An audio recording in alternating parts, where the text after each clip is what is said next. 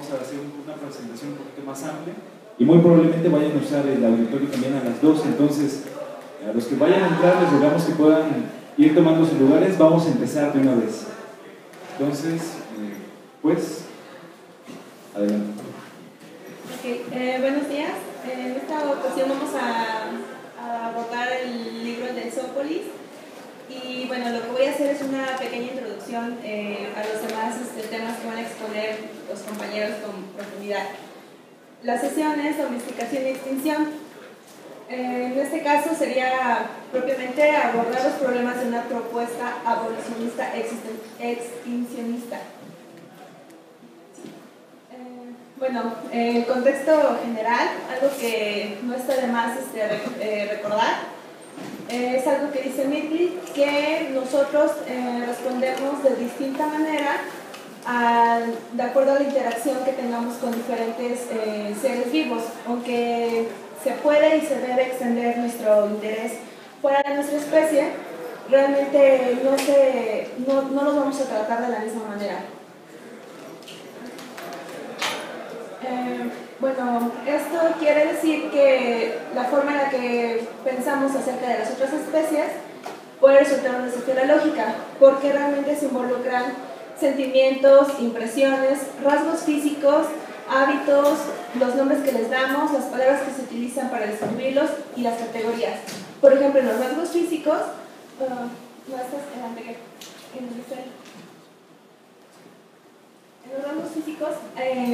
Herzog habla de cute response o la respuesta hacia lo adorable. Esto quiere decir que naturalmente los seres humanos tendemos a sentirnos atraídos por aquellos seres que nos recuerdan a un bebé, es decir, que tengan ojos grandes, frente amplia, con tonos suaves. Es por ejemplo, cómo se ven los osos de peluche, ¿no? Si ustedes, bueno, tengo una imagen, pero si ustedes ven cómo está la cara, no tendrá la trompa alargada como es un oso de verdad, ¿no? Y explica que también está la reacción opuesta, que sería la aglofobia, que es sentir repulsión, miedo y rechazo a ciertos rasgos. Esto bueno, es una explicación, no es una prescripción, entonces solamente es para entender cómo funcionan nuestras conceptos. Y en los nombres. Por ejemplo, que de 1920 a 1940, Journal of Experimental Medicine habla que de acuerdo al lenguaje que se daba al describir los experimentos o las operaciones que se realizaban en los animales, se buscaba tener un lenguaje impersonal y tener imágenes parciales, esto con el fin de lograr un distanciamiento emocional. Por ejemplo, en esta imagen, que es el primer círculo, es un acercamiento y solamente puedes ver tejidos, algún tipo de instrumento y parte del pelo de algún animal. Y si solamente vemos eso, puede ser que sea un animal que ha muerto o no sabes realmente sobre qué partes están operando. Si se hiciera la toma más alejada y si viéramos que se trata de un gato, le ponemos la cara, vemos cómo son su expresión facial, cómo están sus ojos, cuál es la postura. Si se tomara una imagen total de cómo se realizan estos experimentos, me imagino que es más difícil tener esta indiferencia o esta distancia. Otra forma es cuando a la hora de expresar,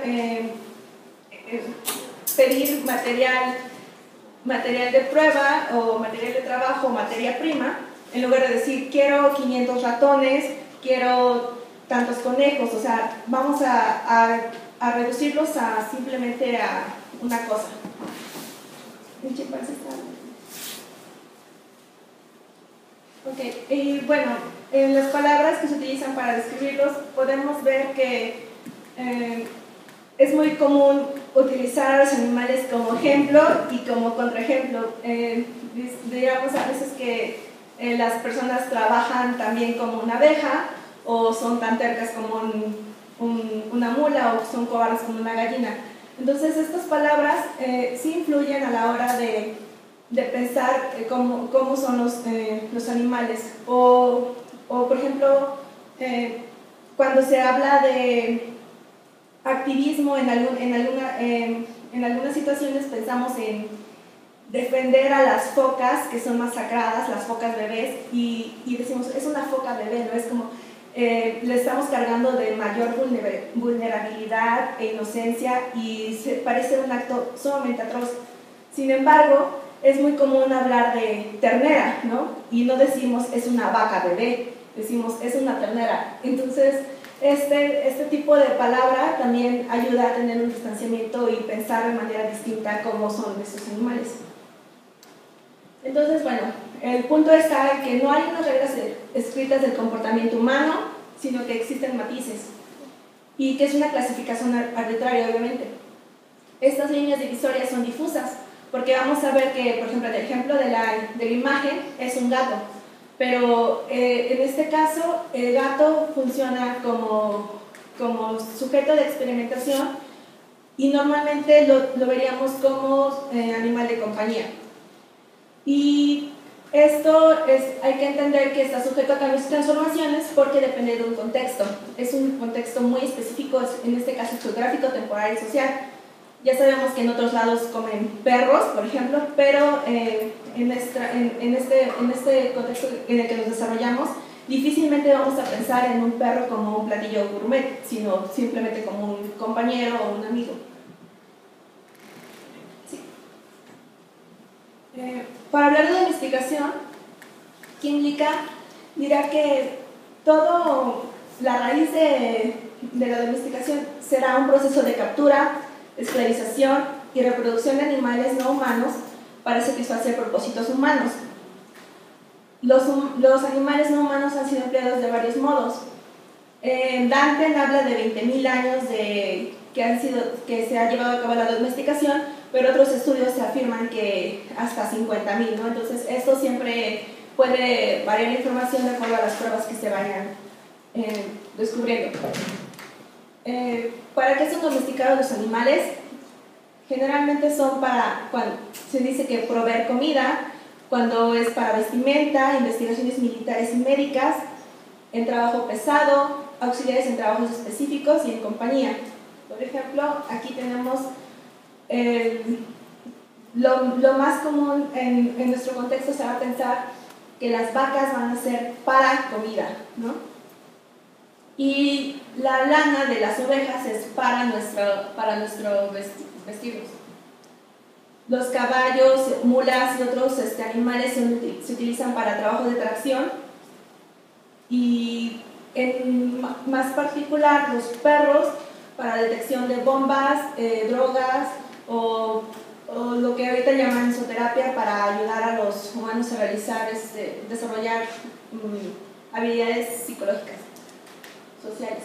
Y bueno, domus, de domus se deriva domesticus, que es domesticación, pero también incluye dominio, domar, domicilio, dueño y dom. Entonces, lo que habría que señalar es que domesticar, además de implicar una captura y el domar a un animal que antes fue salvaje, es en realidad una alteración morfológica y psicológica.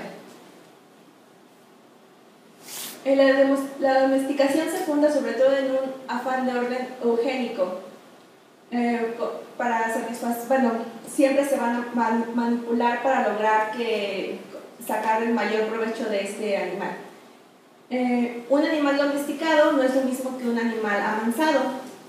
Por ejemplo, pensamos en los elefantes que se utilizan en los circos, que vemos que su carácter es más o menos apacible, pero eso no significa que haya sido domesticado. No ha habido una alteración eugénica en este ser, y no todo y no todo animal domesticado es necesariamente manso, ¿no?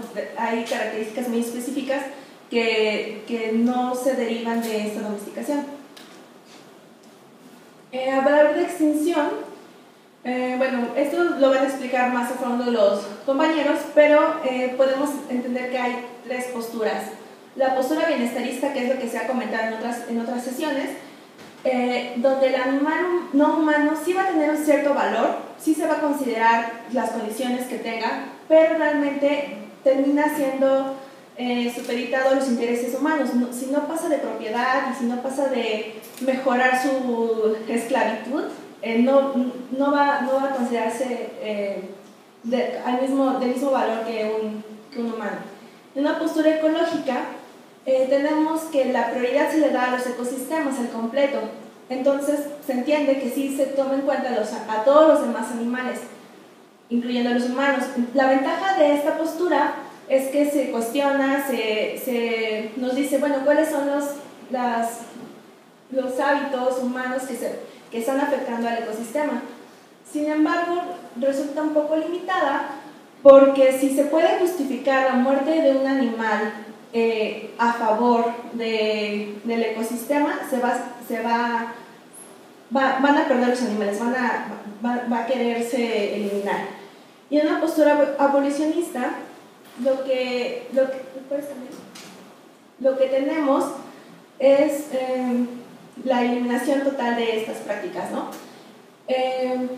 A favor de la postura abolicionista podemos decir que efectivamente nuestro poder y control lleva a una dominación del uso de los demás animales, pero en un aspecto un poco negativo que hay que matizar, es cuando Kymlicka dice que todas las relaciones con animales domésticos han sido un desastre estratégico para el movimiento de los derechos de los animales. Realmente, a la hora de acercarnos al movimiento de liberación animal, yo creo que una parte importante de los miembros se acercan por el contacto cotidiano que tienen con los denominados animales de compañía. Si tienes un lazo afectivo con tu perro, vas a empezar a desarrollar posteriormente esta noción de que los animales sienten, tienen intereses, etcétera, a expandirlos a otras especies. Entonces, si se negara la interacción de los humanos, bueno, eso podría cuestionar. Entonces, bueno, para entender por qué sería un problema una postura abolicionista con fines extincionistas, diremos que los animales son usados y tratados actualmente como en su momento fueron tratados los esclavos humanos. Pero el pedir la abolición de la esclavitud no resultó en la extinción de los esclavos negros en tanto seres vivos, sino que lo que cambió es la condición de vida. Pedir la abolición no es una invitación a eliminar a estos sujetos, sino la condición de uso y abuso.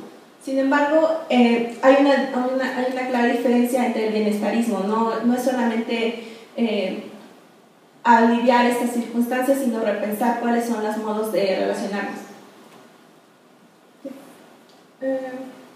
Bueno, de acuerdo a las diferencias de los animales y cómo nos relacionamos, Jackson pregunta, bueno, si tenemos establecido un trato que resulta correcto o adecuado para un cierto tipo de animal, no podemos esperar que este sea el correcto o el adecuado para todos los demás animales. O sea, si hay diferencias específicas de acuerdo al individuo, a la especie, no podemos esperar que todos se relacionen de la misma manera. Y Palmer pues dice lo mismo, ¿no? O sea, si hay diferentes tipos de relaciones, ¿por qué pedir un mismo trato? En este caso, la pregunta es si lo que se buscaría es eliminar cualquier tipo de interacción humano y animal no humano. No sé por qué no se ve, pero bueno, se buscará una apartheid de humanos y animales, o sea, separarlos completamente.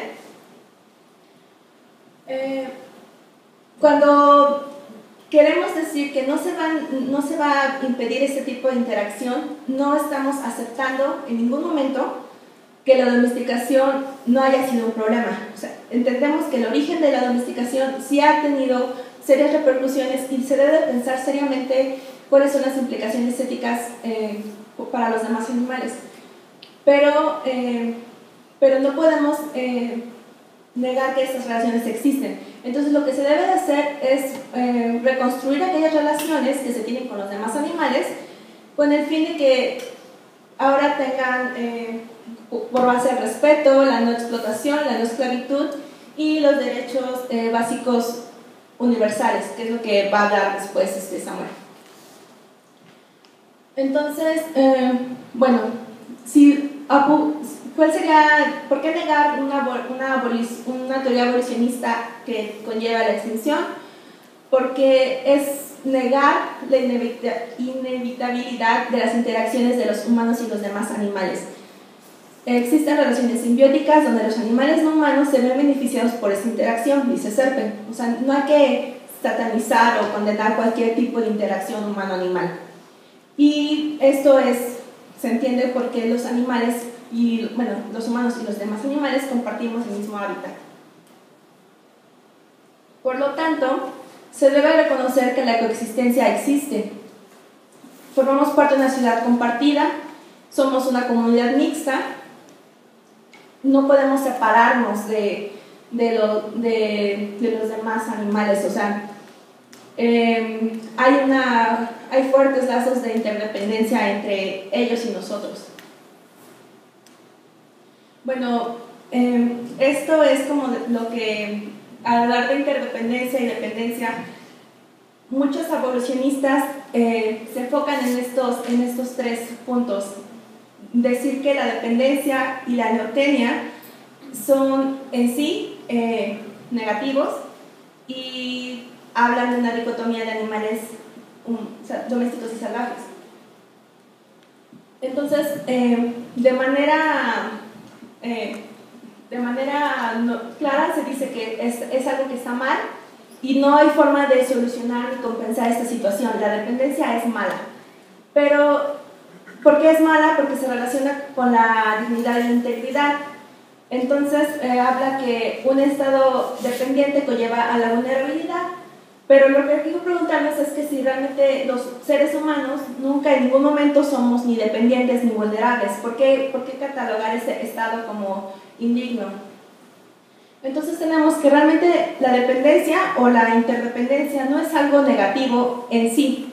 Lo que va a estar mal o lo que resta dignidad es la forma en la que vemos esta dependencia. Si no reconocemos las necesidades que tiene cada individuo. Cuando pensamos en un animal que es dependiente, decimos que, bueno, los animales domésticos son excesivamente dependientes porque nosotros controlamos qué comen, cuándo comen, a dónde van, si salen o no salen, cuándo se reproducen, si es que se llegan a reproducir. O sea, nosotros tenemos como un control de eso y eso los hace dependientes de nosotros. Pero también los animales que no han sido domesticados, los que se encuentran en estado silvestre, se encuentran también vulnerables y dependen de otras condiciones. No dependen del hombre, pero dependen de algo. Entonces, un estado de dependencia y vulnerabilidad siempre va a existir. La neotenia es lo que llaman conservar atributos infantiles o juveniles en las especies, ¿no? Se considera no natural, ¿no? Si vemos cómo es el desarrollo de un animal, va a tener una tipo de infancia, adolescencia, madurez y el adulto pleno, ¿no? Sin embargo, vemos en algunos animales domesticados, por ejemplo en el perro, que las características con las que se desarrollan, o sea, son adultos, pero se comportan como un lobo cachorro. Pero hay otros animales que también son autodomesticados. Los bonobos, incluso nosotros también hemos sido autodomesticados. Esto no se debería de condenar porque es un proceso natural de la evolución. O sea, es una forma de adaptación. Si los animales no tuvieran estas características infantiles, de curiosidad por el entorno y todo, no habrían podido subsistir. Y bueno, tenemos que es inevitable las relaciones entre humanos y animales y que la simbiosis es algo natural, que se da en la naturaleza. Entonces, no podemos aceptar que cualquier interacción es antinatural.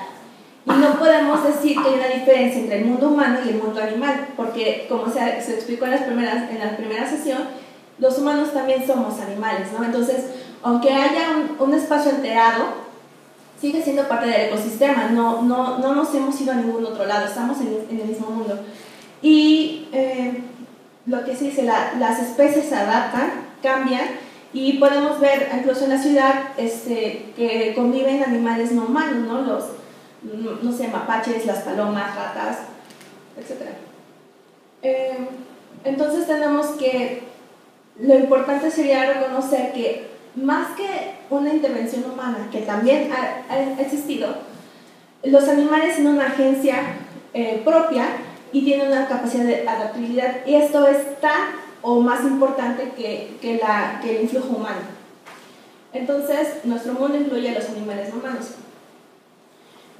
Para hablar de esto, Kimlicka dice, bueno, ¿cuál sería una postura no abolicionista, no extincionista, perdón? Sería hablar de la ciudadanía animal. Entonces, hay que reconocer que forman parte de la sociedad en la que vivimos, entonces resulta ser una postura relacional incluyente.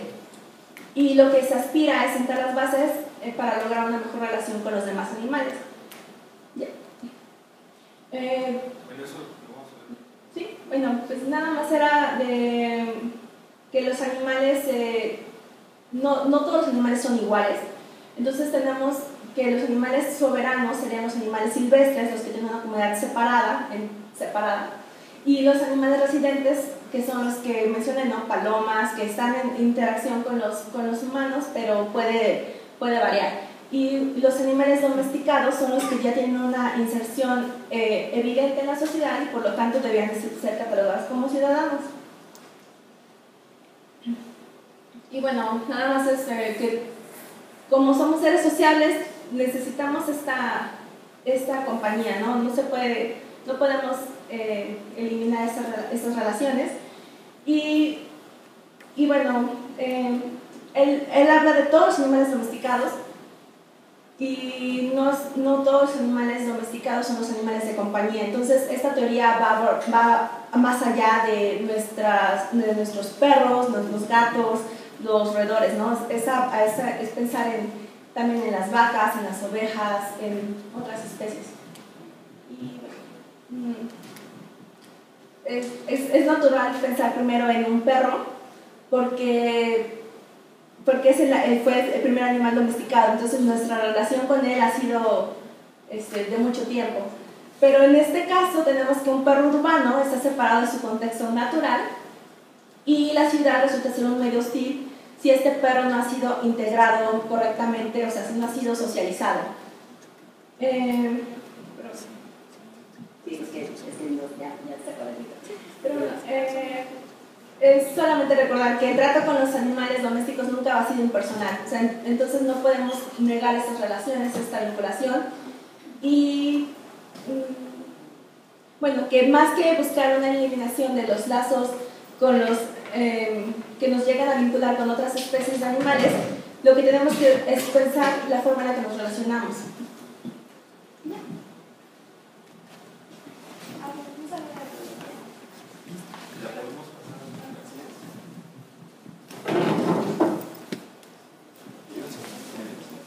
Bueno, como les habíamos mencionado, vamos a ir ahorita un poquito más rápido porque queremos exponer completamente este tema.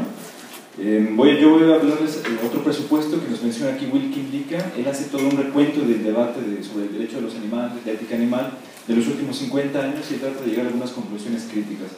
En este apartado, espero que se alcance a leer, vamos a hablar de la propuesta que él hace como derechos universales básicos y qué va a implicar esto. La siguiente, por favor. Bueno, nos va a decir primero que lo primero que hay que pensar o que hay que tener en cuenta es que los animales tienen una existencia subjetiva.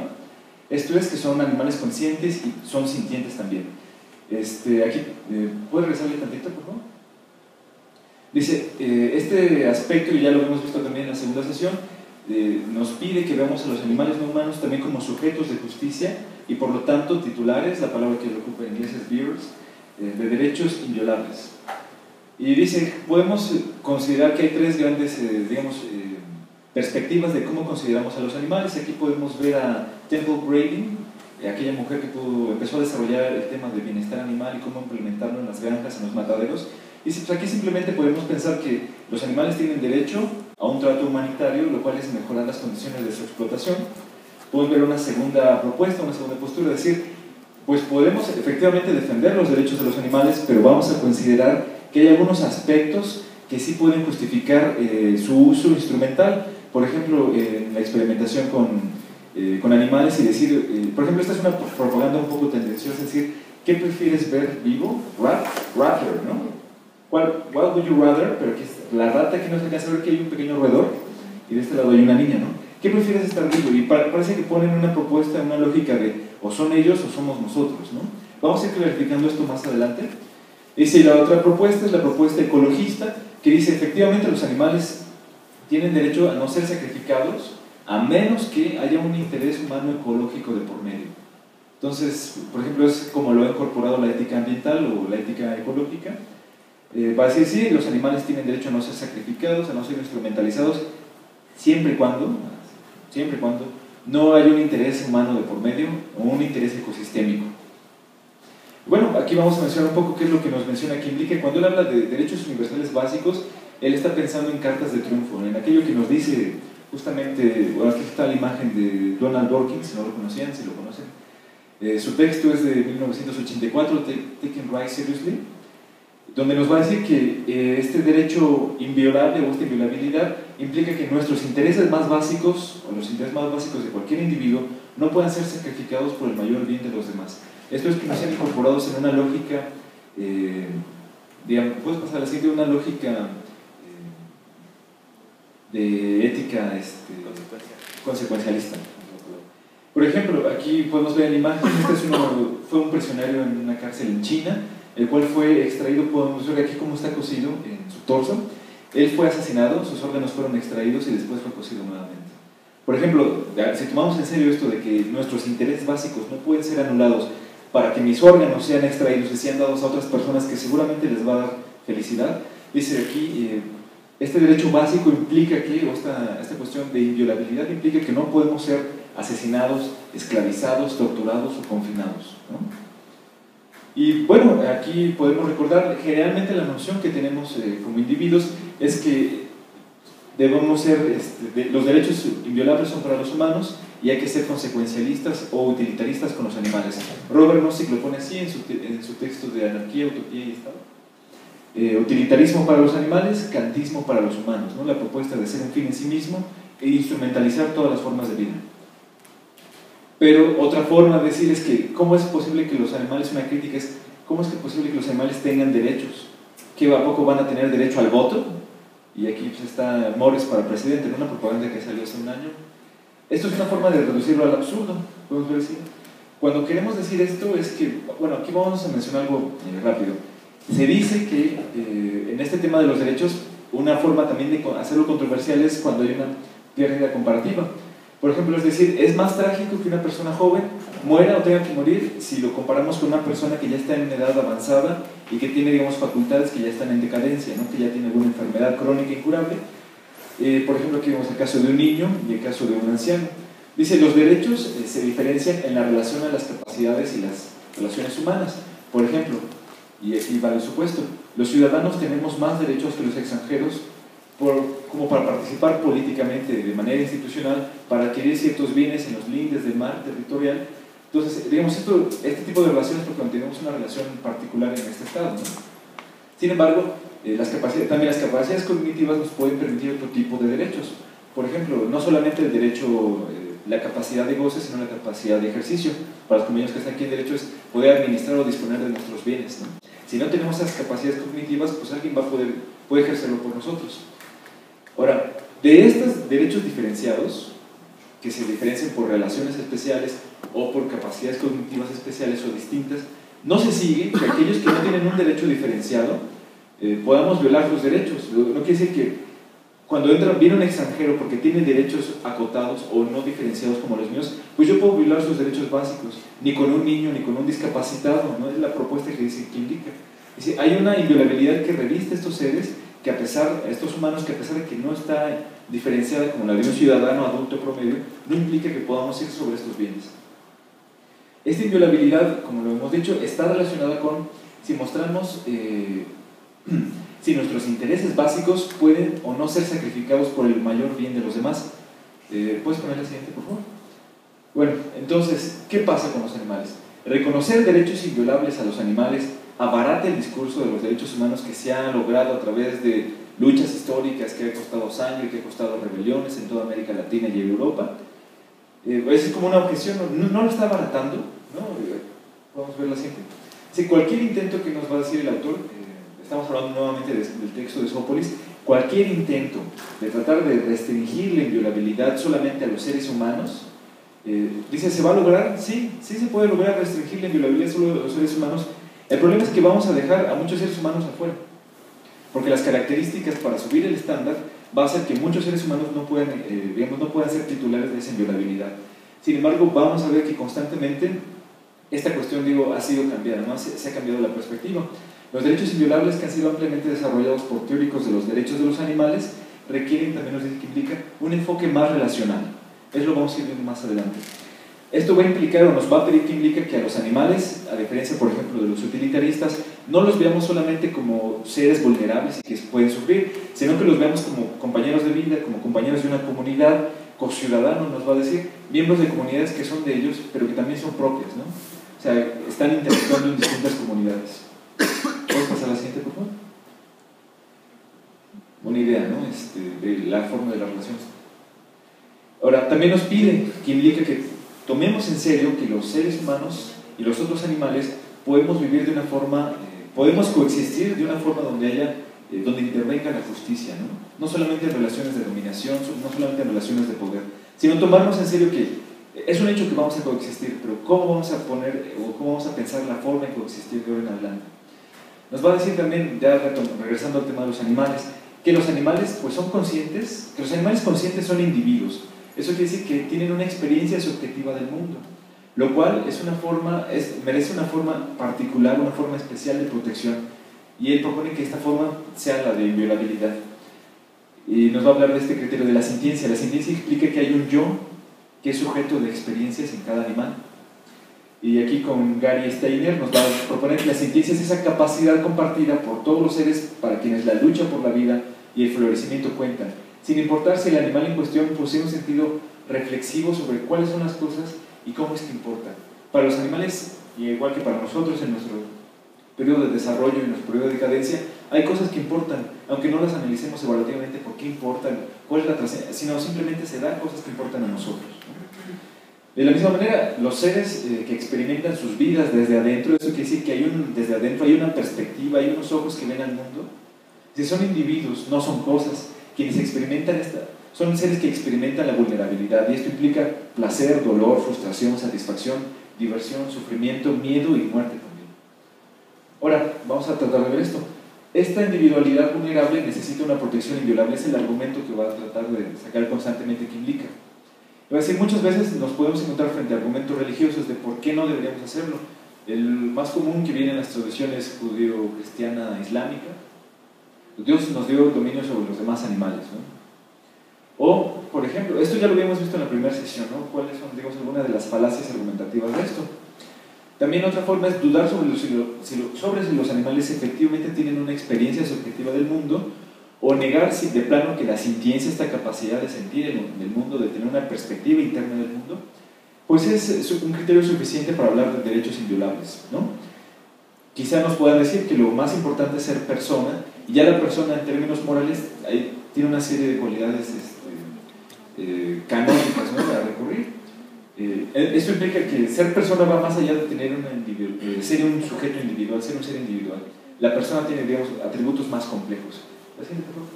Sin embargo, nos va a decir aquí Kim Blicker, dice, nosotros, cuando interactuamos con un animal, tenemos conciencia de una presencia que reconocemos en nosotros, en una situación de reciprocidad, no de dominio, ¿no?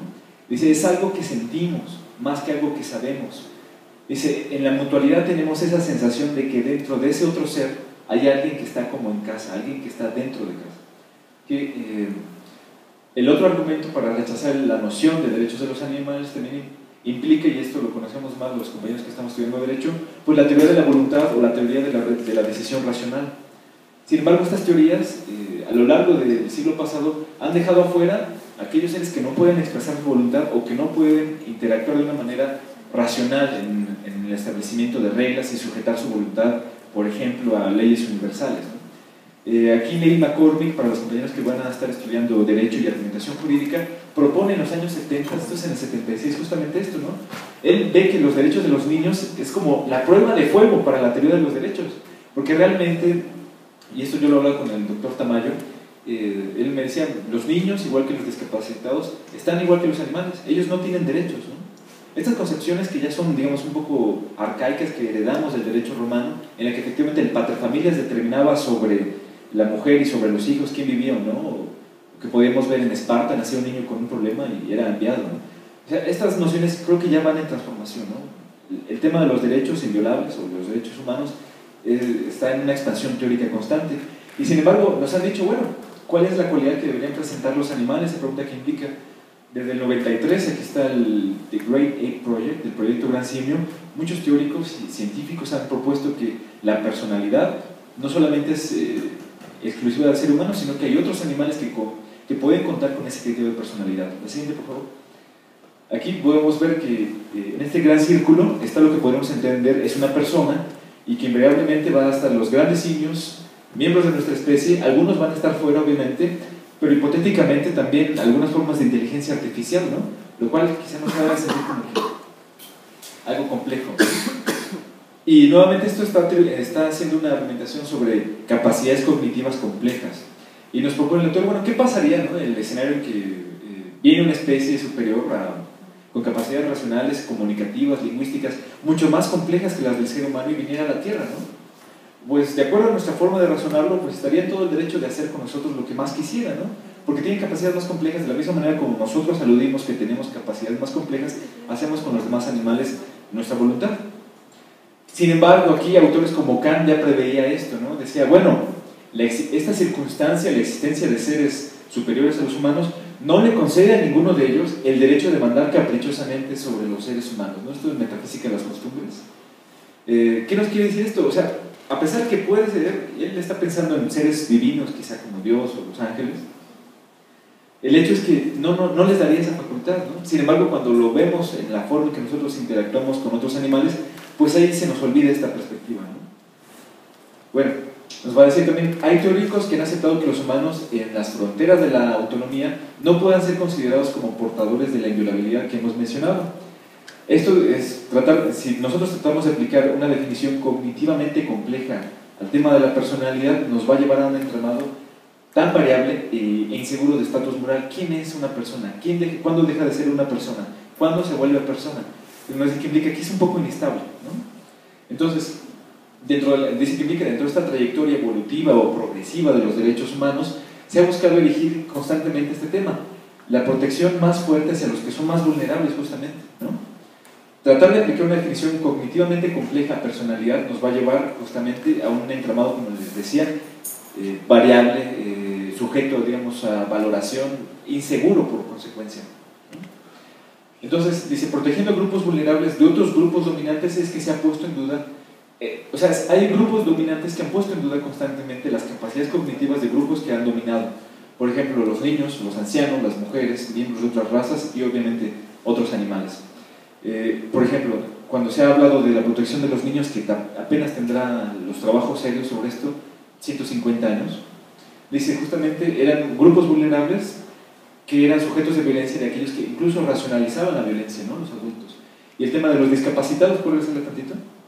Constantemente han sido perseguidos por grupos eugenistas, ¿no?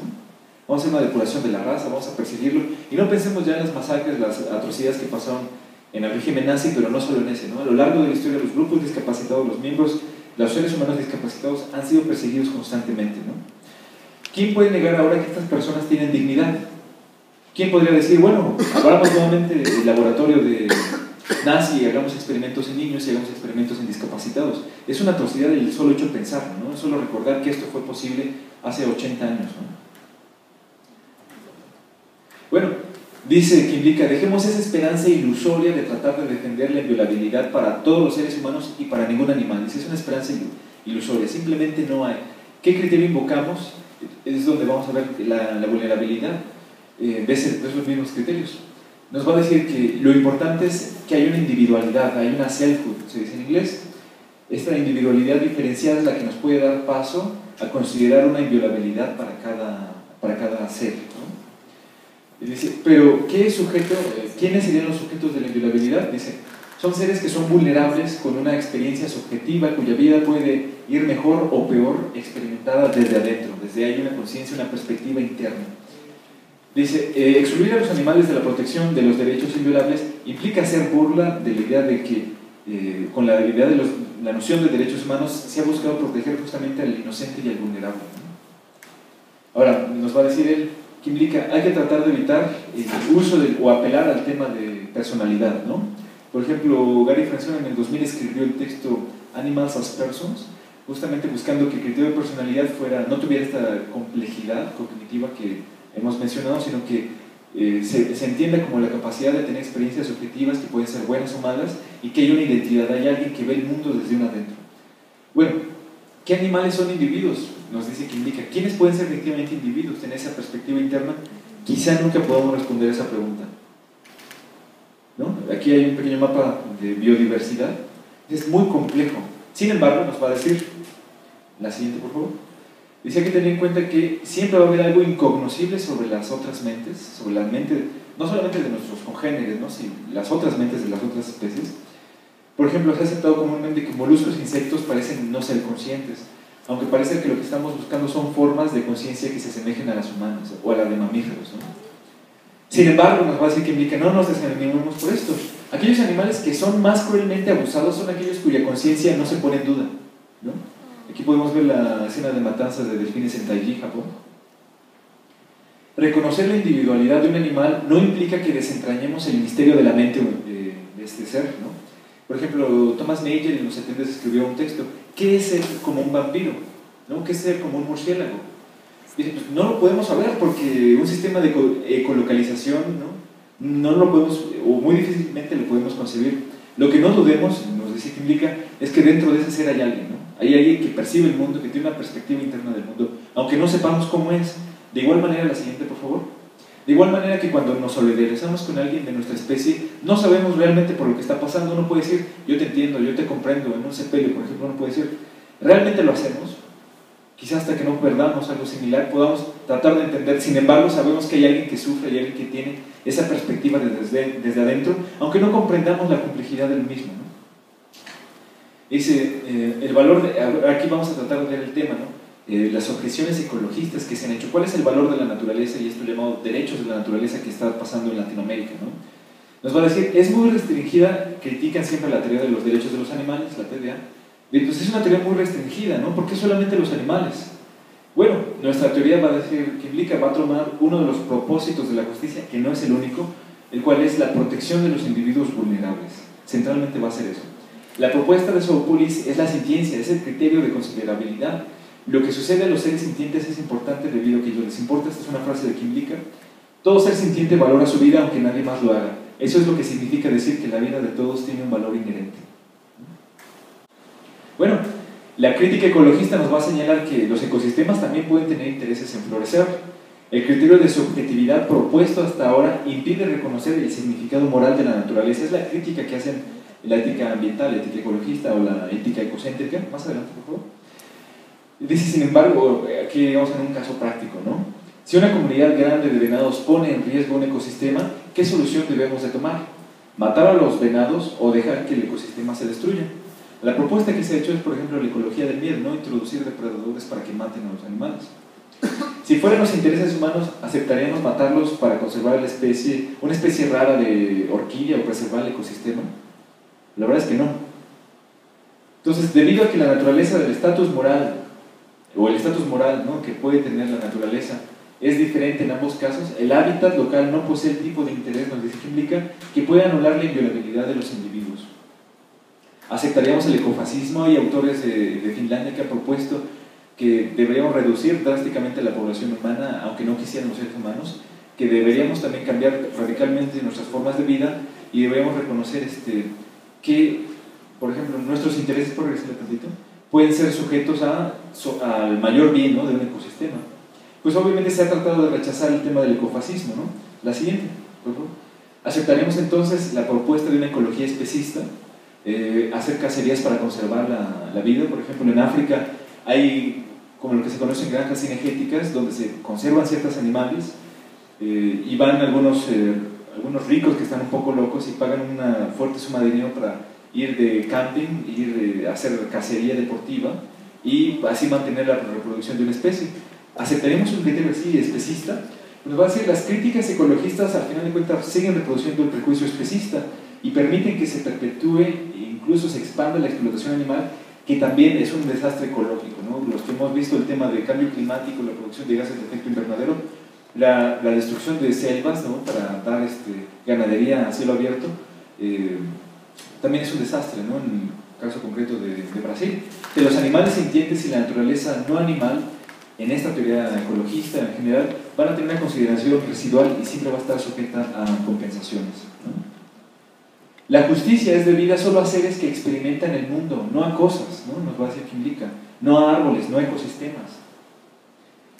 Las entidades no sintientes pueden legítimamente ser objeto de respeto, de reverencia, de amor, de cuidado, etc., pero no pueden despertar los deberes de justicia, ¿no? Esta es catalogada como una de las rosas más bellas, ¿no? No sé si la habían visto, bueno, no se ve muy bien el color, ¿no?, pero los bordes son rojos y parte de los pétalos son blancos, ¿no? Es muy rara esa rosa. Dice, la alteridad de la naturaleza es otro tema que nos va a invitar a pensar qué implica. Dice, la naturaleza, aquí no se alcanza a ver muy bien por los colores, pero aquí es una niña que está viendo un baile. La naturaleza nos provee de momentos en los que el ego con su preocupación se desvanece momentáneamente, ¿no? Estéticamente nos impacta ver la naturaleza, estar en contacto con ella puede disolver, diría Kant, es algo sublime o es algo bello, ¿no? Nos impacta estéticamente. Pero nuestra relación con la naturaleza es unidireccional. Nosotros interactuando con el pasto, interactuando con las rocas, interactuando con los árboles, con una montaña, sigue siendo una relación unidireccional. ¿Qué pasa más adelante, por favor? Cuando interactuamos con animales, hay dos seres interactuando. ¿Esto qué quiere decir? Que hay una bidireccionalidad o hay una multidireccionalidad de las relaciones y que de esto se desprenden distintos deberes morales. Por ejemplo, nos dicen que la individualidad es la que nos motiva, ¿no?, las actitudes morales específicas de equidad y compasión que subyacen, ¿puedes regresar tantito?, a nuestros deberes de justicia. Por ejemplo, si estamos subiendo una montaña y se desprende una roca, pues no vamos a tener como un deber de compasión o de justicia a esa roca que se desprendió. Sin embargo, vamos caminando por la naturaleza. Bueno, aquí la imagen es Friedrich Nietzsche, que está viviendo en Turín, y él es testigo de un cochero que está azotando un caballo, ¿no? La famosa escena del caballo de Turín, donde Nietzsche se interfiere, ¿no?, entre el caballo y el cochero, y también recibe unos golpes, y le pide perdón, ¿no?, por la brutalidad con la que lo trata. ¿Puedes pasar al siguiente? Dice, el derecho a la vida se va a restringir a la legítima defensa. O sea, el tema de la inviolabilidad ya habíamos tratado de conceder que no es el criterio de personalidad, no es el de pertenencia humana, sino el de ser vulnerable, el de tener una perspectiva interna y ser, por lo tanto, nuestras vidas puedan ir bien o puedan ir peor. Sin embargo, esta inviolabilidad no es absoluta, como nos va a decir, o como podemos pensar en una primera instancia, sino que, por ejemplo, el derecho a la vida se restringe constantemente, lo vemos los que estudiamos derecho, con la legítima defensa, y por ejemplo, cuando uno está en estado de necesidad, ¿no? ¿Qué pasa con las personas que están en alta mar durante 2 semanas, 3 semanas, un mes? En un estado de necesidad, dice, es muy difícil poder hablar de que pueda haber los mismos deberes de justicia, ¿no? O en la legítima defensa se considera que matar a una persona que está poniendo en nuestra vida, en un forcejeo, por ejemplo, no, digamos, ahí el principio de inviolabilidad se ve restringido, ¿no?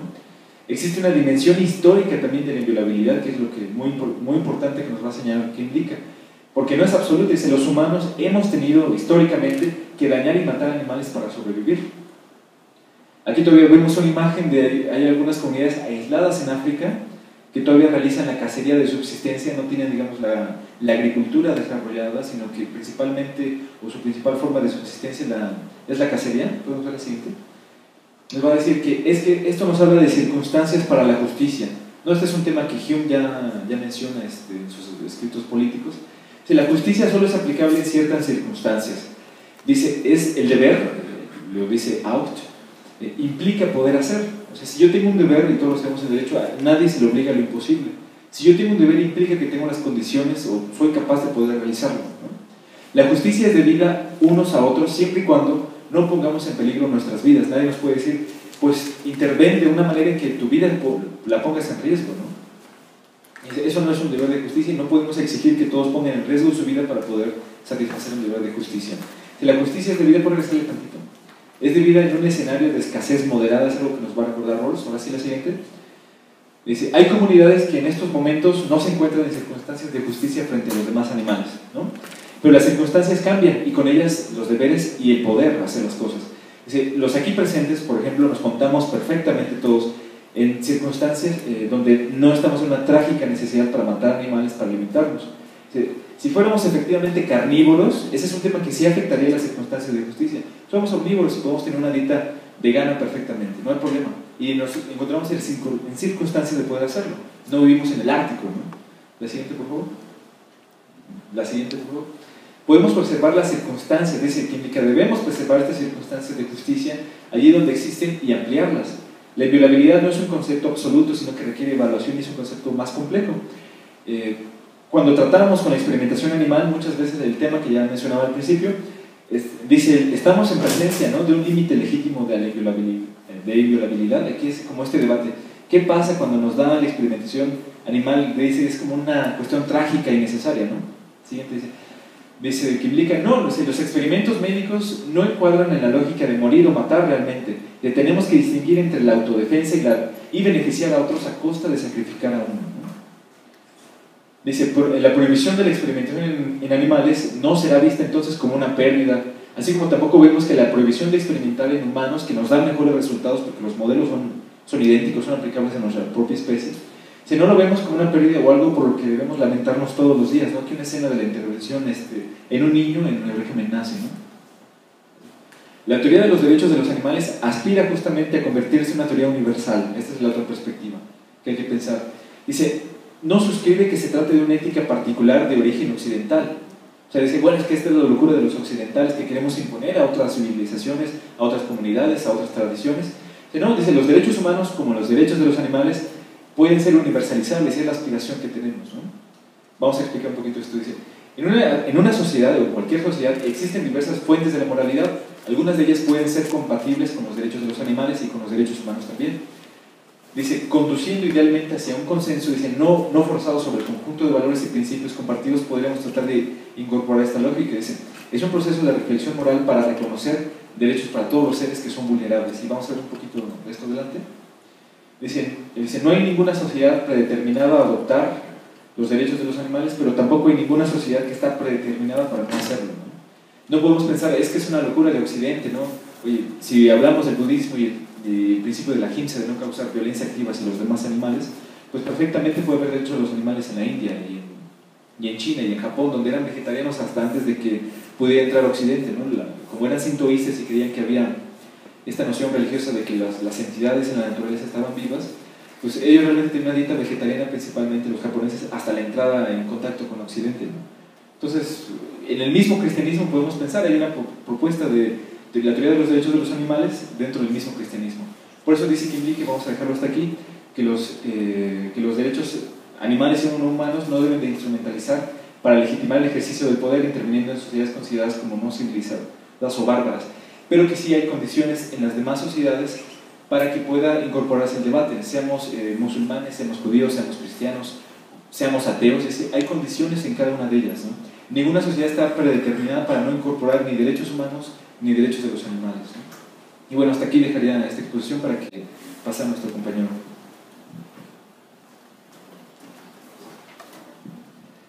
Hola, esperemos a que pongan la diapositiva. Mi nombre es Jesús. Vamos a abordar la teoría de ciudadanía que propone Wilkin Licker. La teoría de ciudadanía es una teoría abolicionista. No se trata aquí de que sea sencillamente por la regulación de ciertas actividades que hacemos los humanos, sino es un esfuerzo por tratar de reconocer los derechos universales que menciona Samuel dentro de una comunidad mixta, donde los humanos interactuamos con los otros animales. Es decir, ¿qué deberes genera esto? Wilkin Lica y Sue Donaldson en Zoopolis, una teoría política de los derechos animales. Sigue, por favor. Son los autores, es el libro. Bueno, lo que vamos a hacer es explicar el enfoque de ciudadanía a través de los derechos universales que acaba de mencionar Samuel, las tres categorías que diferencian implica ciudadanos, residentes, soberanos, o en inglés citizens, denizens and sovereigns, y el enfoque de ciudadanos. Y es decir, esto cómo vamos a enfocar el enfoque de los ciudadanos, especialmente porque es el tema de la extinción, sobre quién es capaz de tener un fin subjetivo, capaz de cumplir con diferentes normas sociales y capaz de participar en la elaboración de leyes. Eso va a ser lo interesante porque precisamente vamos a argumentar sobre las capacidades que pueden tener los otros animales para ejercer un tipo de agencia. Entonces, en el enfoque de ciudadanía es un panel para explicarlo en un ejemplo. Imaginemos que ya tenemos derechos universales básicos, los tenemos en una estación de autobuses y hay diferentes personas que están alrededor de esa estación. Hay residentes que tienen derechos de gobernar sobre sus propias comunidades políticas, hay otros extranjeros que no tienen ese derecho, sin embargo no vamos a esclavizarlos o torturarlos, y hay otros más que no salen en la foto porque tienen sus propias comunidades autónomas. Por favor. Algunos son ciudadanos, como estábamos mencionando, otros son turistas, extranjeros, estudiantes, trabajadores temporales, etcétera, que tienen los mismos derechos básicos universales, pero precisamente en la relación que tenemos nos genera diferentes deberes relacionales. Otros más son residentes de sus propias comunidades autónomas. Adelante, por favor. Por ejemplo, una forma de ver a los otros animales sería como ciudadanos de nuestra propia comunidad política, es decir, los hemos traído, los hemos domesticado de hace más de 20.000 años, ahora tenemos un deber de relacionarnos con ellos, precisamente porque tienen esos mismos derechos universales que acaba de mencionar Samuel. Entre ellos están, por ejemplo, ¿puedes regresar una antes, por favor? Los animales que así han sido llamados domésticos o domesticados, los perros, los gatos, los caballos, los cerdos, las vacas, etcétera. Otros se ven mejor más como visitantes temporales o residentes. Nos generan tienen derechos universales básicos, pero nos generan diferentes deberes relacionales. Por ejemplo, las ardillas, ¿no? ¿Qué pasa cuando tienen rabia? No vas a llegar a exterminarlas precisamente porque acabas de determinar que tienen derechos universales básicos. Sin embargo, te va a generar diferentes deberes relacionales. Hay otros más, por ejemplo, pensemos en los leones. Tienen unas propias comunidades autónomas que no deben ser colonizadas, o no debemos llegar a la jungla y extraerlos y masacrar a varios de ellos, precisamente porque viven en una comunidad autónoma. Ellos serían un ejemplo del primer caso, las ardillas del segundo y los elefantes del tercero, es decir, diferentes comunidades autónomas. Nos vamos a enfocar precisamente en la primera categoría, es decir, en los animales que pueden ser ciudadanos, los que han sido domesticados. Entonces, ¿qué pasa con la teoría de ciudadanía? Tradicionalmente se piensa que solamente la ciudadanía va en función de la participación política activa. Esto es que solamente porque tenemos una forma de participar activamente en la política es como somos ciudadanos. Sin embargo, eso es claramente un error, porque la teoría de ciudadanía tiene tres vertientes, tres aristas muy importantes: la nacionalidad, la soberanía popular y la agencia política democrática. Vamos a ver cada una de estas. La nacionalidad. Ser ciudadano de una comunidad X, es decir, es tener el derecho de residir en el territorio X y de regresar al territorio X si se viaja afuera. Esto es parte de ser una persona nacional, que tenga una nacionalidad. Cualquiera tiene el derecho de vivir en un lugar en el mundo. Los estados se han apropiado de casi todos los lugares habitables posibles, entonces es un derecho universal básico que puedas tener un lugar en donde residir, que no te lo nieguen nunca. Esto no dice nada, por supuesto, de la naturaleza del Estado. Puede ser una dictadura o un país socialista. La nacionalidad nos va a decir que tenemos derecho de habitar en algún lado. La soberanía popular ahora, desde la Revolución Francesa, el Estado sabemos que pertenece a los ciudadanos, más que a un dios, a una casta, a un grupo religioso, a una aristocracia. Ser ciudadano de un miembro de una comunidad es poder decidir el rumbo de la comunidad política actual. Eso es parte de la ciudadanía. Por ejemplo, los esclavos norteamericanos eran considerados nacionales es decir, que habitaban en Estados Unidos, pero no eran considerados ciudadanos. Ellos no podían decidir sobre el rumbo que iba a poder tener su comunidad política. Y así ha sido con, por ejemplo, las mujeres, que no podían votar hasta, por ejemplo, los años 70, o algunas minorías, como los judíos, por ejemplo. Ahora bien, en la Agencia Política Democrática, tradicionalmente se piensa que los ciudadanos tenemos un derecho de estar en desacuerdo, tenemos un derecho a la movilización, al libre debate, a ser participantes activos de nuestra sociedad, más que de recibir órdenes como en un estado socialista o en un estado dictatorial. ¿El siguiente? Entonces, a ver, la idea de ciudadanía no se reduce a la Agencia Política Democrática. Se piensa que solamente por tener ciertas capacidades cognitivas sofisticadas, como por ejemplo entender que estamos en un estado y que necesitamos algunas leyes, solamente podrían ser ciudadanos quienes entienden ese tipo de conceptos. Sin embargo, esto, como ya demuestra el argumento de la superposición de especies que vimos en la primera sesión, deja fuera obviamente a muchos otros humanos, discapacitados mentales, infantes, seniles, etcétera, que no tienen esos derechos. Entonces, ese enfoque del ciudadano pues tiene que ser reemplazado. Entonces, consideres el movimiento en favor de la discapacidad. Se ha insistido tanto en que las personas con discapacidad mental tienen derechos para la participación y consentimiento. Una frase muy emblemática de eso es que nada sobre nosotros sin nosotros. No solamente se trata de las políticas definidas por los guardianes con un ínfimo e inexistente desacuerdo o acuerdo de las personas que van a ser afectadas directamente. Entonces, lo que va a hacer es que el movimiento contemporáneo por la discapacidad es que se buscan modelos de agencia dependiente, como argumentan Zipper y Francis en 2005, o con el apoyo de la decisión tomada, argumenta Brands en 2009, en diferentes libros, que se refieren a los ciudadanos que no son comunicativos. Eso es lo que va a tratar de hacer la teoría contemporánea en favor de la discapacidad, encontrar formas de ciudadanía que se refieran a las personas con discapacidad, para que ellas puedan expresar lo que ellas desean en su comunidad política. Entonces, los viejos modelos de protección paternalista se ven desafiados entonces por estos nuevos modelos, en que la meta, pues como habíamos dicho, es encontrar formas de brindar al discapacitado formas de elegir su bien subjetivo. Siguiente. Entonces, en estos nuevos modelos, las personas con discapacidad mental pueden representar su ciudadanía, que es lo más importante, pero requieren de otras personas. Es decir, a veces llamados colaboradores. Un poco Aranza va a abordar en la siguiente presentación un poco esto. Es decir, dar cuenta de su concepción de su bien subjetivo, dibujándolo tanto en expresiones verbales como no verbales. Eso es lo que va a hacer el movimiento en favor de la discapacidad mental. En este estudio, sin embargo, pues no se va a limitar solamente a las personas con discapacidad. Sin embargo, también va a abrir la puerta para que los otros animales sean considerados ciudadanos dentro de la comunidad política. Es decir, por ejemplo, Kindika y Donaldson argumentan que las circunstancias creadas por la domesticación, o sea que los hemos traído, los hemos dominado, los hemos tenido aquí desde hace muchos años y además tienen derechos universales básicos, no solamente es imposible las relaciones de agencia dependiente, que es el tipo de agencia que va a desarrollar para las personas con discapacidad mental, sino que hace posible las relaciones de agencia dependiente y cociudadanía con los otros animales, los así llamados domésticos. Entonces, en suma, la visión común de que los demás animales no pueden ser ciudadanos en la teoría política tradicional contemporánea, pues alcanzan dos errores. El primero, que la ciudadanía se trata solamente del ejercicio de agencia política, es decir, tener capacidades cognitivas suficientemente complejas como para entender que estamos en un estado. No es cierto. En segundo, que la agencia política, que solamente, se trata del ejercicio de agencia política. Y el segundo error es que la agencia política requiere capacidades cognitivas suficientes. La ciudadanía, como hemos visto, se trata de la nacionalidad, la soberanía popular y la agencia política democrática, que en el caso de los discapacitados mentales puede ser a través de la agencia asistida. Siguiente. Entonces, vamos a ver un poco unos problemas que tiene la teoría abolicionista y extincionista. Recuérdense que la teoría de Kinlick es una teoría abolicionista, pero realmente no busca la extinción de algunos individuos. Pero bueno, adoptar el enfoque de ciudadanía responde a las necesidades de que los humanos estaremos ligados inevitablemente con otros animales.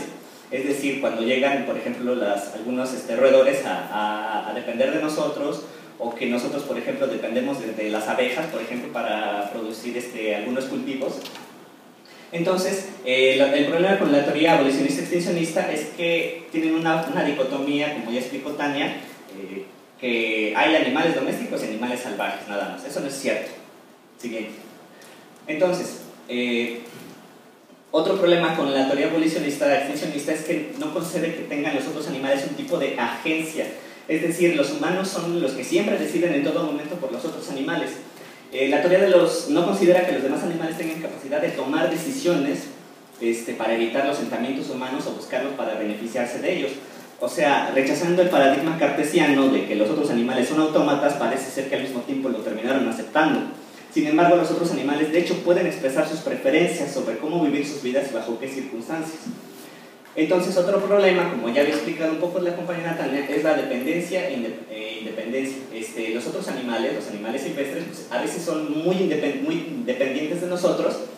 No solamente necesitamos dejarles ser, si les ponemos un muro, por ejemplo, a las mariposas monarca para que no puedan pasar, o sea, ahí ya fue, o sea, definitivamente necesitan que no intervengamos en un cierto modo. Y hay otra forma muy importante en que los animales domésticos pueden ser completamente, en algún sentido, independientes de nosotros. Piensen en los perros ferales de Moscú, que han sobrevivido y se han adaptado muchísimo a las condiciones de la ciudad, de frío extremo. Entonces, siguiente. Hay un imaginario cultural del espacio, ¿no? O sea, hay ciudades, suburbios, zonas industriales y de agricultura que son humanas, que solamente se consideran humanas, y los otros animales solamente se vuelven visibles cuando se convierten en un problema. Eso es absurdo. Si tenemos un enfoque de derechos universales, como acaba de decir Samuel, y además concedemos que hay una comunidad política mixta, pues necesitamos entonces generar formas de pensar justicia para una ciudad compartida. Y eso lo puede proporcionar el enfoque de la ciudadanía, eso es lo que está tratando de hacer Kiblika. Entonces, en resumen, lo que estamos viendo es que, número uno, se les ha traído a los ciudadanos, o pensemos que nos estamos enfocando en esta categoría nada más, se les ha traído a esta sociedad sin otras posibilidades de futuro desear, ¿no? Los hemos domesticado, dominado, etc. Y ahora tienen derechos universales básicos. Tienen derechos de membresía en tanto que siempre hay una relación inevitable con nosotros. Y ahora, por ejemplo, la ciudadanía pues se va a enfocar en tres cuestiones que va a tratar de deberes relacionales entre los individuos que tenemos una comunidad política mixta. El derecho de residencia, de inclusión de la soberanía y de agencia asistida. Siguiente. Entonces, ahora voy a abordar un poquito de la agencia asistida que más adelante, en la siguiente presentación, va a abordar un poco más fuerte mi compañera Aranza. La capacidad de tener un bien subjetivo y de comunicar. Estos tres puntos son tradicionalmente considerados como los puntos para que alguien sea considerado un ciudadano. Lo que va a decir Kiblika es que estos tres puntos no vamos a discutir sobre que están mal o que están bien. Lo que vamos a decir es la forma de interpretarlos. Entonces, los tres puntos son la capacidad de tener un bien subjetivo y de comunicar, la capacidad de cumplir con ciertas normas sociales y de cooperación, y la capacidad de participar en la autoría de leyes. Se piensa que tenemos que tener capacidades cognitivas suficientemente complejas como para entender todo esto. Sin embargo, eso no va a ser el caso. Veamos una categoría una por una. Por ejemplo, tener y expresar un bien subjetivo. Como habíamos visto en la primera sesión, es condición suficiente que alguien pueda ser afectado positiva o negativamente, que tenga sentimientos y que pueda haberse comprometido su bienestar para que pueda tener intereses. Es un mito que los otros animales no nos puedan comunicar nada. Si ustedes, por ejemplo, tienen alguna relación con no sé, un perro, un gato, o alguien que han adoptado, pues saben muy bien cuando quiere comer, cuando tiene hambre, cuando tiene sed, si tiene que tener atención médica, etc. Y entonces tienen intereses, como habíamos argumentado. Esta es una fórmula que dio Steve Saponsis hace un poco. Les digo un ejemplo y ustedes luego lo resaltan con la fórmula anterior. No sé, por ejemplo, el perrito Jorge tiene un interés en su pelota. Si solo si su pelota afecta o afectará, podría afectar los sentimientos o el bienestar del perrito Jorge. O sea, y eso es una forma de tener intereses. Es decir, sí tienen un bien y lo pueden expresar, y además es subjetivo. Siguiente, por favor. La participación política. Esto es importante porque, bien, la participación política está ligada a la idea de que los ciudadanos deben informarse y consentir su forma de gobierno, participar en las elecciones, etc.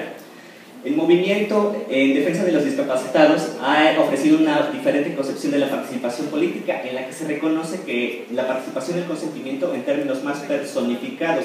Eso es lo que les comentaba de la agencia asistida. Se propone entonces un modelo de confianza en lugar de un modelo de negociación, o sea, de contrato social, en el que los ciudadanos participan en una comunidad política interesada en relaciones sociales. No solamente se trata de hacer un acuerdo y que puedas entenderlo, sino de tener una relación de confianza un poco más, digamos, tradicional. Siguiente, por favor. Entonces, en muchos casos, la presencia de la física de los demás animales, pues de hecho, juega un rol importante en la reintegración de su vida en el espacio público. El hecho de que no puedan reflejarse en las metas lo que proponen los otros animales, no cambia el hecho de que ellos, de hecho, sean participantes en el proceso. No solamente que sean forzados o que sean cautivos, sino que de hecho son agentes del cambio. Kimlicka y Donaldson citan un ejemplo donde en un parque que se había apoderado de él personas que vendían droga y que era un nido de delincuencia, había algunas prostitutas ahí. Llegaron unos perros ferales al parque y los perros ferales empezaron a ahuyentar a los delincuentes. Después las personas aledañas al parque decidieron adoptar los perros, o sea, darles de comer, darles agua, etc. Y de hecho esa fue la forma en que se hizo posible que el parque de hecho pudiera ser compartido. Es decir, los otros animales de hecho sí representan un tipo de agencia política en algún sentido, un término más personificado de la agencia. Entonces, la participación también incluye actos de desobediencia actos de desobediencia y desacuerdo. Es decir, piénsese en las noticias. A veces pasa la noticia de que recientemente un camello se escapó del circo porque precisamente estaba harto de que lo dominaran para hacer cosas extrañas ahí enfrente de tantas personas. Eso es un acto de desobediencia.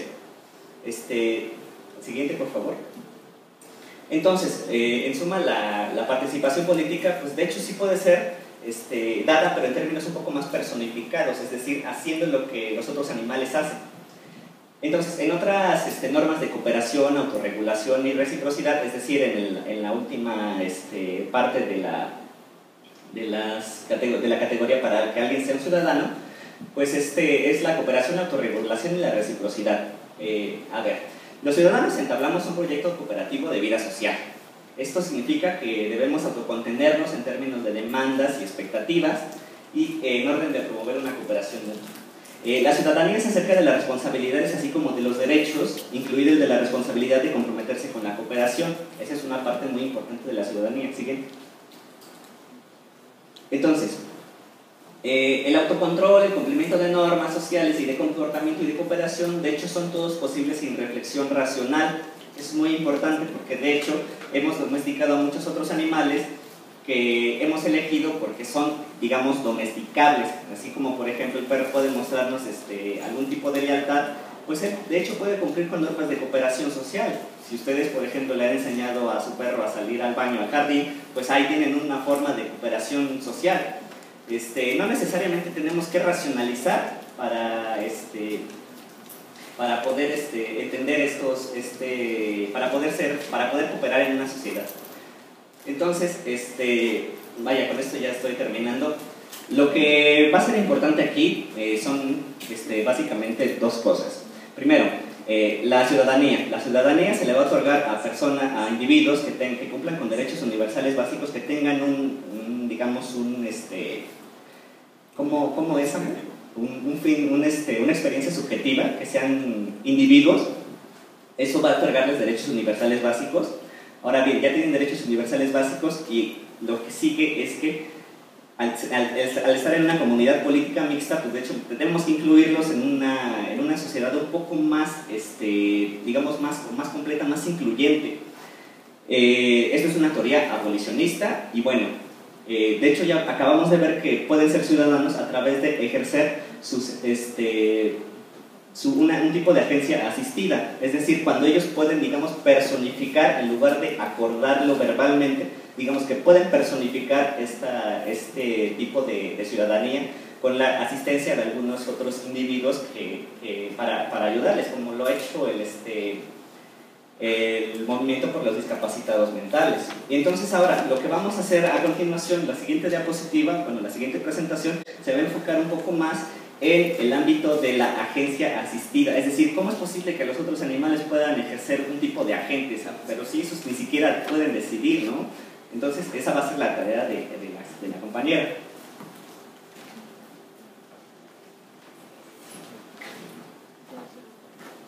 Bueno, vamos a ver este texto que es Ciudadanía Canina, Agencia para los Animales Domésticos. Bien, este es un preámbulo, nada más para que nos ubiquemos cómo vamos. Ya hablamos de derechos básicos, vida, libertad, ciudadanía. Vamos a ver ahora el enfoque en la ciudadanía pero en los animales domésticos, como lo dijo Jesús. Y bueno, ampliaremos el tema de agencia. Siguiente, gracias. Bien, ¿qué va a ser la agencia asistida para los animales domésticos?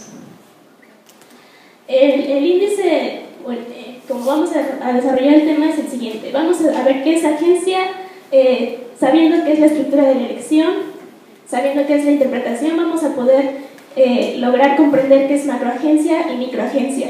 Siguiente. Bien, ¿cuáles son los objetivos de la agencia? 1.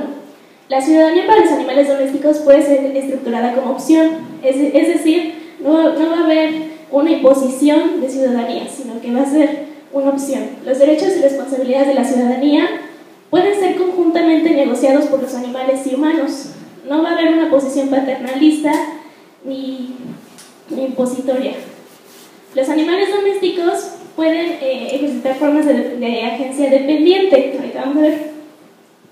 Entonces vamos a aclarar que el modelo de ciudadanía pretende llegar a fines emancipatorios, pero por emancipatorio entendamos que las relaciones preexistentes del para y por los humanos se van a erradicar.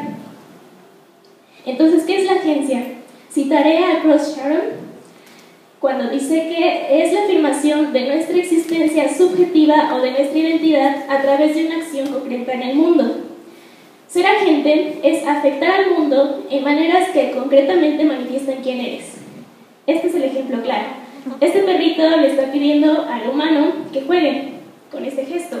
Si el humano responde a este gesto y juegan, el perrito entonces está ejerciendo agencia, está manifestando quién es y está afectando su entorno.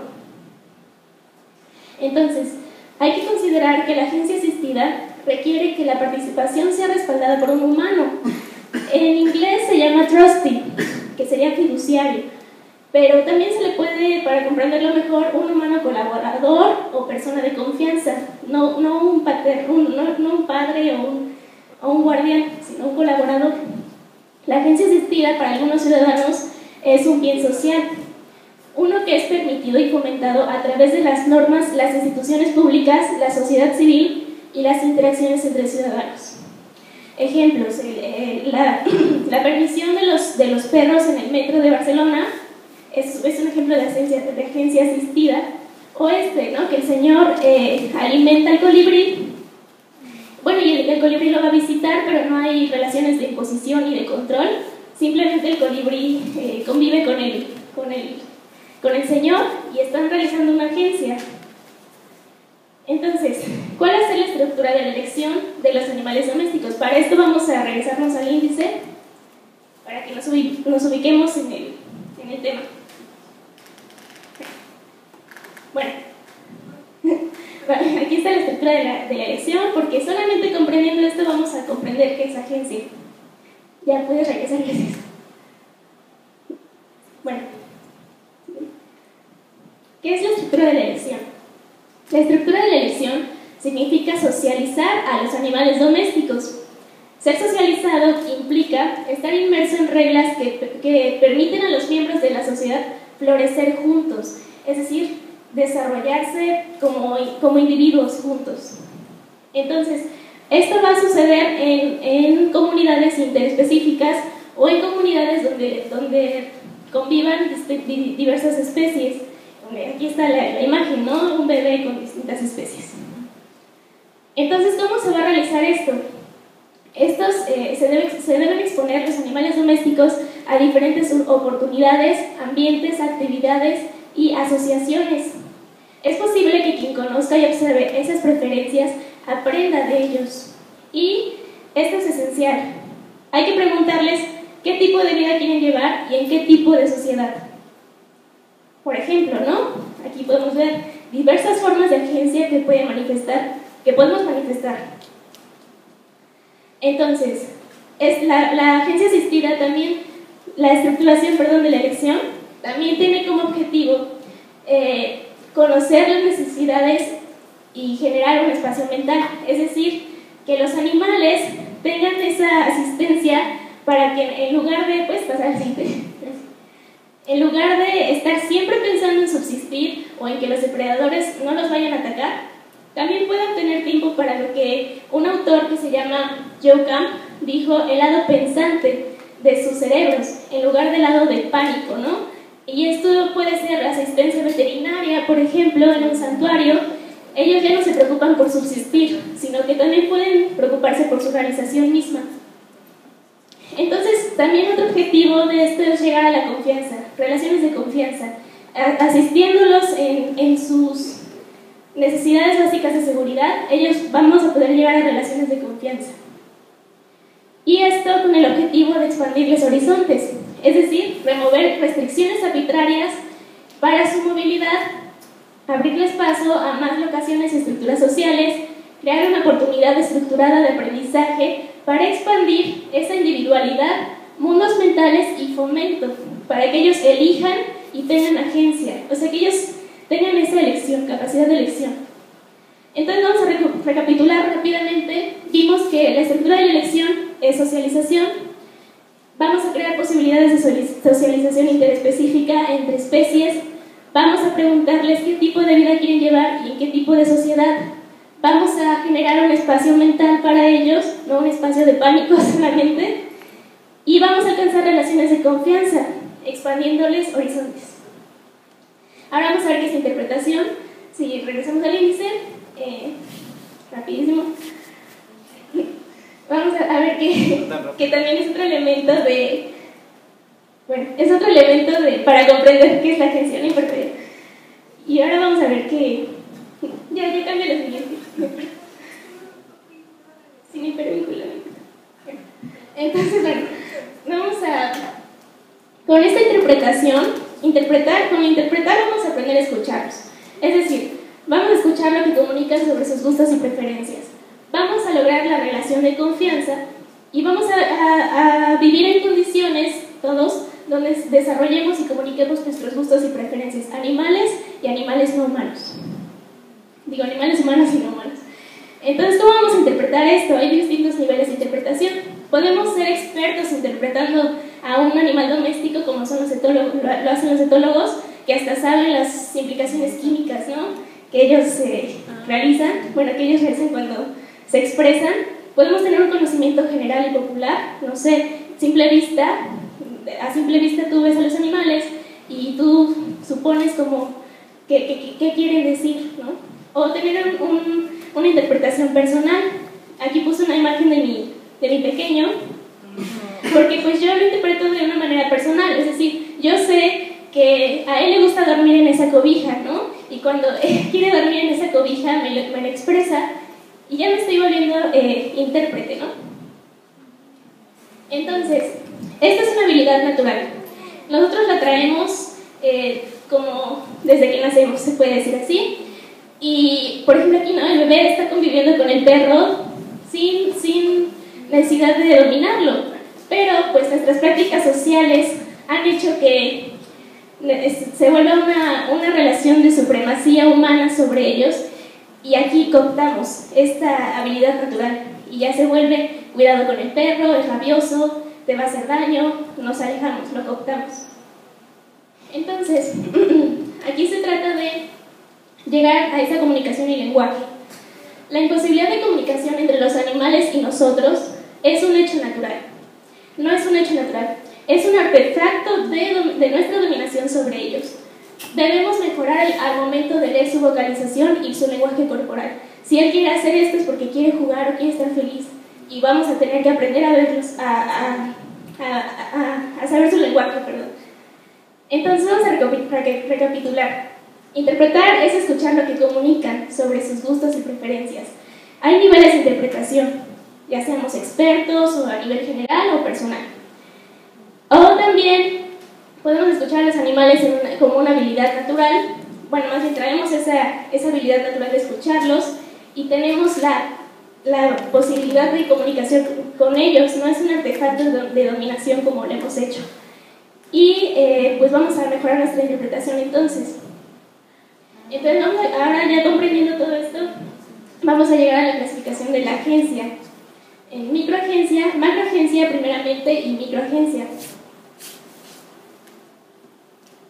Bueno, ¿la macroagencia qué es? Macroagencia es la oportunidad que tienen los animales para decidir el rumbo de sus vidas.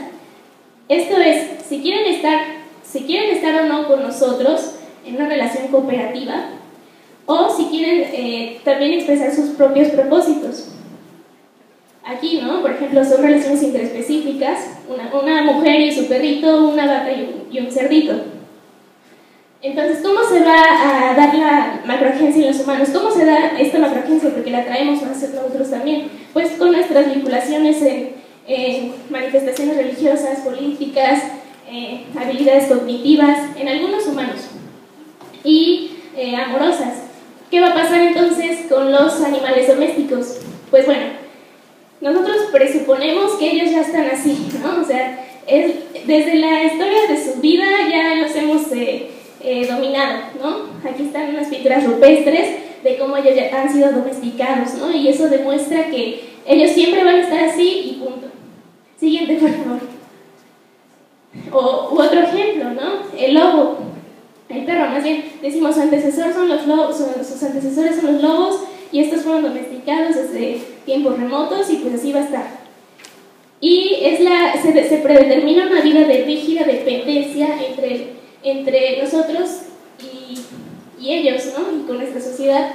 Y esta es una concepción estática porque se reduce a genética, a especie, a historia o a domesticación. Entonces, hay que aclarar que no hay determinación.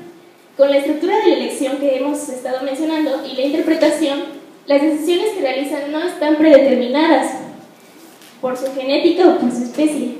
Se deben posibilitar distintas opciones institucionales y debemos replantear la zona en la que se encontrarán los animales domésticos para brindarles oportunidades, sean santuarios, como los de la mariposa monarca, por ejemplo.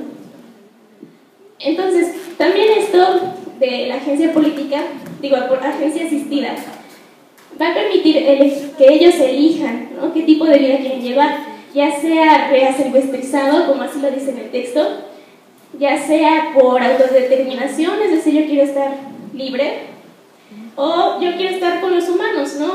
Una forma de dependencia no controladora o impositora, simplemente ellos quieren estar con nosotros.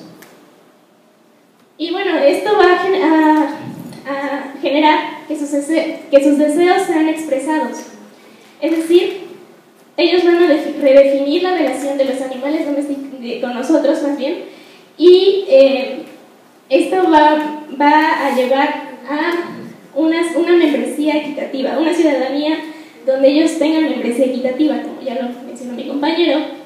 Y bueno, debemos hacerles conocer su derecho de membresía e invitarlos a ser ciudadanos de nuestra sociedad humana, no imponérselos. Deben de tener los mismos derechos que nosotros, y son derechos básicos de vida, libertad, seguridad personal, oportunidades sociales, recursos económicos y florecimiento. Y abrirles la opción de decidir si quieren pertenecer o no a esta membresía o a esta ciudadanía, pero sin expulsarlos arbitrariamente. Ellos tienen voz, ¿no? Tienen el derecho de explorar si quieren permanecer completamente con nosotros y para qué. Se necesita saber qué tipo de relaciones quieren tener con nosotros y les debemos fomentar el espacio para que desarrollen su macroagencia. Y bueno, eso es fundamental. Hay que preguntarles qué vida solían tener y cuál quieren llevar. Entonces recapitulemos. Macroagencia es la oportunidad que tienen los animales para decidir el rumbo de sus vidas. Decisión, punto. Las decisiones que realizan no están predeterminadas. La macroagencia les permite elegir. Y esto También la macroagencia es hacerles conocer su derecho de membresía y preguntarles qué vida solían tener y cuál quieren llevar. Ahora, sabiendo esto de la macroagencia, vamos a pasar a la microagencia. ¿Puedes regresarte al índice si es que no hay problema? Sí. Sí, para que nos ubiquemos en donde vamos. Bueno, no se ve mucho, pero bueno. Agencia, para llegar a la comprensión de la complejidad de agencia, ya vimos lo que es estructura de la elección, ya vimos lo que es interpretación, ya vimos lo que es macroagencia, vamos a llegar a microagencia. Ya, gracias. Bueno, microagencia es cuando los animales toman decisiones, pero dentro de un contexto ya determinado conjuntamente entre humanos y animales. Esta microagencia es peligrosa porque tiende a dar lugar a justificaciones para explotación. Es decir, no sé, un ejemplo claro que menciona en la lectura es cuando los animales para experimentación, como los ratones, ellos suponen que dicen: yo quiero ser objeto de experimentación, yo estoy decidiendo para que, como soy compañero o partner, como se le dice en inglés, de los humanos, yo estoy decidiendo que experimenten conmigo, ¿no? Entonces es un peligro de la microagencia porque es una forma de justificar eso. Entonces, en resumen de la microagencia, la idea, más bien en resumen de todo el tema, la idea de agencia animal no debe ser cooptada como justificación de explotación, como es en el caso de la microagencia, sino que debemos llegar a algo más, como es la macroagencia. Se necesitan considerar vías legítimas en las que se estructuren las elecciones a las que los animales se enfrentan. Y por último, debemos interpretar la elección de los animales en favor de sus propios intereses. Esa es una inclusión, ¿no? Es decir, qué quieren, qué están expresando y los vamos a incluir. Entonces, en conclusión, es más comunicación, menos coerción, sumar nuestro lenguaje al de todas las especies. Y bueno, vamos también a clarificar ciertos aspectos, ya por último. Bueno, esa es la fuente que se consultó. Una disculpa por el cañón. Una disculpa por el cañón, Sí, porque... no hay problema, el morado pasó azul, se está ahogando. Bueno, la diapositiva que presenté, que es va a ser la ciudadanía y las aplicaciones contra la extinción, vamos a ponérsela pues, lo que se pueda ver, ¿no? Está en la USB Kingston. Vaya, hemos tratado un marco, digamos, más o menos amplio para llegar a esta conclusión. Tradicionalmente decimos que si consideramos que los otros animales tienen derechos universales básicos, entonces debemos extinguir a las mascotas para que, porque todo trato es un trato de dominación. No es cierto. Tenemos ahora un marco de agencia dentro de nuestro enfoque de ciudadanía y además reconocemos derechos universales básicos, es decir, es una teoría abolicionista. Parece que ya está mejorando. A ver, bien, este solamente es un ámbito pequeño de lo que va a decir Himmelike y Donaldson en el libro de Zoopolis. También tiene aplicaciones para la alimentación, es decir, si debemos consumir productos de origen animal, para saber si debemos darles algún tipo de tratamiento médico, si debemos socializar con ellos, etc. Esto solamente es una parte de lo que vamos a ver, por eso está enfocado precisamente a esto. Bueno, a ver, Villoveja. Imaginamos que hemos reconocido los derechos universales básicos de los otros animales, ¿no? De hecho, los asistimos para que ejerzan su agencia, es decir, para que decidan dónde va a ser el rumbo de sus vidas, y eso es Villoveja. Entonces, Villoveja es un lugar donde viven todos los otros animales que les han sido reconocidos sus derechos universales básicos, son ciudadanos, y vamos a saber, pues, qué pasa, ¿los dejamos reproducirse o no? Bien, vamos a ver. Los humanos, hay que decirlo bien fuerte, ejercemos control enorme sobre la vida sexual y reproductiva de los demás animales. Si lo pueden hacer, si lo deben hacer, cuándo, dónde, con quién, etc. Eso es algo evidente. Eso no toma en cuenta en general si los otros animales tienen interés o no en reproducirse. Si esto va a ser como a través de la agencia si ellos desean en algún sentido reproducirse. Bueno, para entender este enfoque de la reproducción, consideremos en el caso de los Homo sapiens, nosotros, y los animales silvestres. Esto nos va a llevar a entender pues, qué deberíamos hacer con esto de la reproducción. Bien, es importante para los humanos que podamos elegir con quién tener relaciones sexuales, cuándo y cómo, ¿no? Sin embargo, esto no es aleatorio, ¿no? De hecho, sí regulamos algunas prácticas, exigimos que no haya violaciones, que sea consensuado, que se hagan responsables de los hijos que producen los otros humanos. En general, exigimos que los individuos se autorregulen responsablemente y acepten las consecuencias de sus acciones. Obviamente con los otros animales esto no va a ser el caso. Ellos no pueden aceptar las consecuencias, pero nosotros los vamos a asistir. Eso es la agencia asistida. Entonces se espera que los humanos no excedan niveles de población insostenibles. También es otro punto. Ahora con los animales silvestres, el caso de los lobos. De acuerdo con Kymlicka y Donaldson, los lobos pueden regular su vida sexual y reproductiva. Esto es, el macho y la hembra alfa son los únicos que se pueden reproducir en algún estadio dependiendo de la comida que tengan. Me parece que si tienen más comida se dejan de reproducir porque pues parece ser que las necesidades están cubiertas. Si tienen menos comida, entonces se reproducen un poco más porque es posible que no puedan sobrevivir. Entonces, de hecho, sí existe una forma de autorregulación, digamos, entre los otros animales, y no solamente somos los humanos los únicos que podemos hacer ese tipo de cosas. Entonces, para el caso de los Homo sapiens y de los lobos, por ejemplo, nuestra vida sexual y reproductiva está regulada en muchos sentidos, pero somos capaces de tomar elecciones en ella. Eso es bien importante que lo tengamos en cuenta. Entonces, volvamos al punto. En el caso de los animales domesticados, que hemos domesticado, la intervención hizo que perdieran la capacidad de autorregularse. Esto lo argumenta Kymlicka y Donaldson. En el enfoque de ciudadanía, es decir, ya en un mundo, digamos, post-abolicionista, debemos hacer lo posible para que puedan recuperar esa forma de autorregulación que perdieron con la intervención humana. Ese también es otro punto interesante. Y parte de la ciudadanía también implica reconocer que tienen un derecho a la reproducción. Esto es un derecho, vaya, dentro de una teoría liberal, una teoría política liberal, pues esto es lo que se está argumentando. Indica al mismo tiempo que los ciudadanos no deban coartar o imponer violaciones a los derechos de otros. Por lo tanto, cuando no puedan autorregular su propia población, eso es un motivo para prohibir su reproducción. Sin embargo, estas prohibiciones deben de tener una justificación fuerte y utilizar métodos no violentos. No vas a ir a mutilar a todos los otros animales porque tienen derechos universales básicos. Entonces, la teoría abolicionista extincionista restringe libertades del individuo sin considerar sus intereses. Sin embargo, en el enfoque de ciudadanía, las libertades del individuo solamente se restringen en la medida en que puedan ser parte de un proyecto social más amplio. La teoría de ciudadanía también es abolicionista, pero no es extincionista.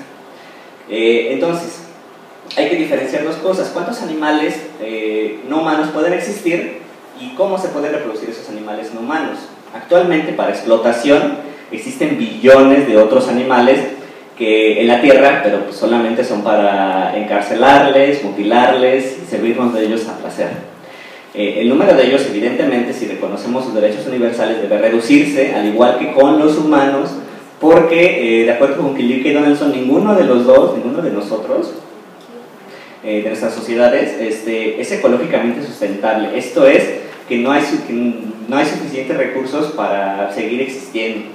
Y además, si no es socialmente sustentable, esto es que refleja el balance entre el deber de cuidar a otros animales y cómo estos pueden colaborar con la sociedad humana. Esto es, si tenemos 30.000 millones de otros animales, pues definitivamente parece ser que no podríamos, digamos, cuidarlos, sino con un muy gran esfuerzo, ¿no? Entonces, en ese sentido también debería estar regulada un poco la población para esos fines. Siguiente. A ver, los demás animales pueden ejercer un tipo de agencia asistida. Esto es importante. No necesitamos controlar con quién, cuándo y cómo, sí y solo si ellos pueden autorregularse y no imponerse sobre otro. Ya vimos que de hecho esto es posible. Además, son capaces de tener preferencias entre diferentes individuos de su especie. Es decir, en el santuario Gaia, por ejemplo, pasa mucho el caso del Samuel y parece que es Rita, una cabra, que son muy amigos y van a todos lados y se mueven en todo el santuario y uno no se separa del otro, se duermen juntos, y no así con las gallinas, que prefieren estar como que en su círculo de amigas. Entonces son capaces de tener preferencias. Siguiente. A ver, entonces, un poco más en suma. Desconocemos muchas cosas sobre cada especie. ¿Qué pasa con aquellos que solo pueden reproducirse con asistencia humana? Como en el caso de los bulldogs, ¿no? Que no pueden hacerlo por ellos mismos. ¿Deberíamos dejar dejaríamos reproducirlos? Bien, pues parece ser que si tienen problemas de salud, displasia de cadera, problemas del corazón, como de hecho ha pasado con la selección artificial, pues eso debería ser un motivo para no reproducirlos. Debemos tomar en cuenta principalmente sus intereses, es decir, sus intereses más básicos, sus derechos universales básicos, y la manera en cómo ejercen su agencia sobre si desean o no reproducirse.